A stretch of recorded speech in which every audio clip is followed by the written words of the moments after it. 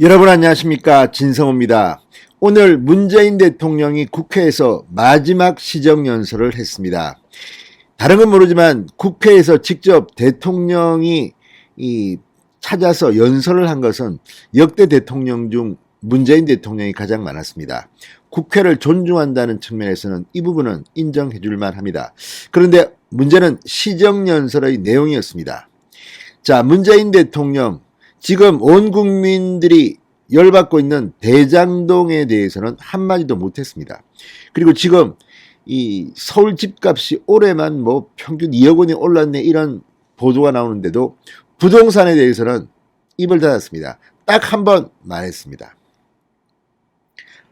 상당히 많은 내용을 본인이 하고 싶은 말을 했지만 그 내용 몇면에는 자신은 실패한 대통령이 아닌가 싶은 그런 의혹이 짙습니다. 자, 그리고 오늘 문재인 대통령이 국회를 찾았을 때 티타임 같은 걸 했는데 이준석 국민의힘 대표가 문재인 면전에서 대장동 특검 이야기를 꺼냈습니다. 다른 건 모르지만 문재인 대통령은 오늘 이재명의 대장동 때문에 모양을 구긴 것은 틀림없습니다. 자, 마지막 시정연설을 한 문재인 대통령 사실상 망신만 당하고 국회를 떠난 게 아닌가 하는 생각이 듭니다. 진성호의 융단 폭격 시작합니다. 문재인 대통령을 융단 폭격합니다. 방송에 앞서 아직 진성호 방송의 구독자가 아니신 분은 붉은색 구독 버튼 눌러주십시오. 더 좋은 방송으로 보답하겠습니다. 자, 문재인 대통령은 마지막 시정연설에서 부동산 문제에 대해서 여전한 과제, 풀지 못한 숙제 등으로 표현하며 사실상 실패를 자인했습니다. 무릎을 꿇은 겁니다. 자, 2019년 11월 국민과의 대화에서 문재인 대통령이 뭐라고 했습니까? 부동산 문제에 우리 정부는 자신이 있다. 혼장담하고 절대 부동산 정책이 실패한 게 아니라고 그렇게 강조하던 그 아닙니까? 그런데 결국 마지막 연설에서 실패를 자인했습니다. 이렇게 말했습니다. 부동산 문제는 여전히 최고의 민생 문제이면서 개혁 과제입니다. 블랙홀 되고 있는 수도권 집중과 지역 불균형도 풀지 못한 숙제입니다. 지금 문재인 대통령이 취임한 뒤 그가 말한 빈부격차는 최악으로 벌어졌습니다. 수도권 집중, 지역 불균형 이것도 최악입니다. 지금 서울의 집값과 지역의 집값을 비교하면 국민들은 분노할 겁니다. 그런데도 지지율이 30% 후반? 이거 믿을만 합니까? 자, 문재인 대통령은 오늘 국회에 나와서 2022년도 예산안 시정연설에서 임기 6개월을 남기고 마지막 시정연설을 하게 돼 감회가 깊다. 임기 내내 국가적으로 위기의 연속이었다. 정부 출범 초기부터 일촉즉발의 전쟁위기 상황을 극복해야 했다고 주장했습니다. 자, 7번째로 국회 연설을 했습니다. 이거는 인정해줘야 합니다. 자, 그럼에도 불구하고 일촉즉발의 전쟁위기 상황을 극복해야 하고 했는데 과거 박근혜, 이명박 전 정부와 비교해서 문재인 정부 들어서 북한은 도발을 미사일 도발이고 뭐고 가장 많이 했습니다. 왜 그랬겠습니까? 문재인이 만만해 보이기 때문입니다. 아직도 문재인 대통령은 이런 엄중한 현실을 잘 모르고 마지막까지 종전선언이 뭐니 정신을 못 차리고 있는 것 같습니다. 자, 이런 가운데 이 시정연설을 앞두고 국민의힘은 본회의장 앞에서 대장동 특검 수용하라 손팻말을 들고 시위를 벌였습니다.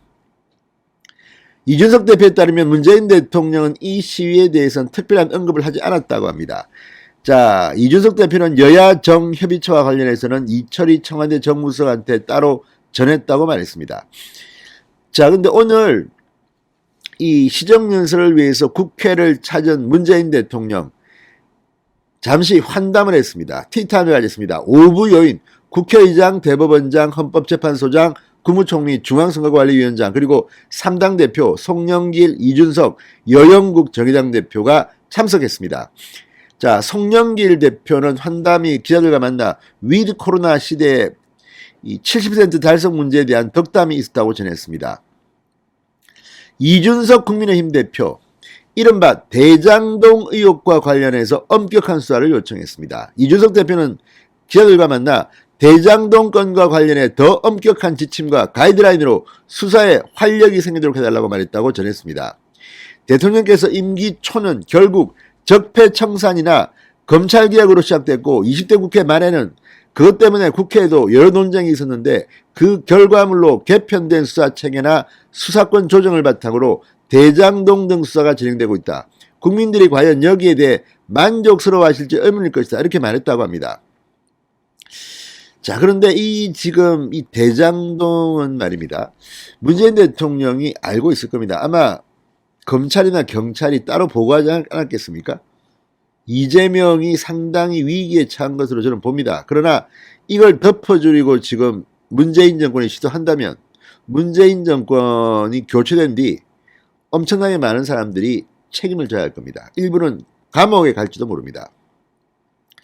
자, 지금 이재명의 표현 이런 것들을 보면 상당히 자신이 위기에 빠졌다는 것을 알고 있는 듯이도 보입니다. 그래서 이재명 특유의 그 얼굴 두꺼움과 이 협박 같은 걸 하는 게 아닌가 싶습니다.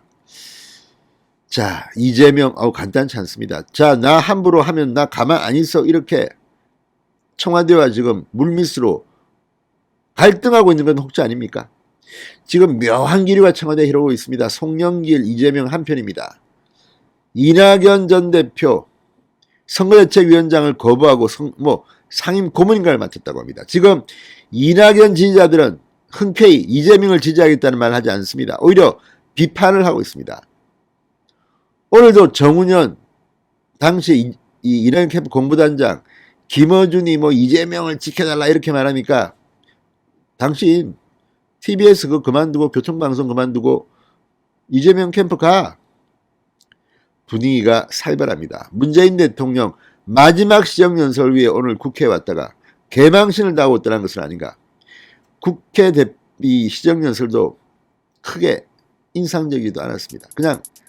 그냥 마구 이것저것 잡다하게 떠들다가 본질은 이야기 못하고 떠난 것 같습니다. 진성호의 융단 폭격이었습니다. 여러분 감사합니다.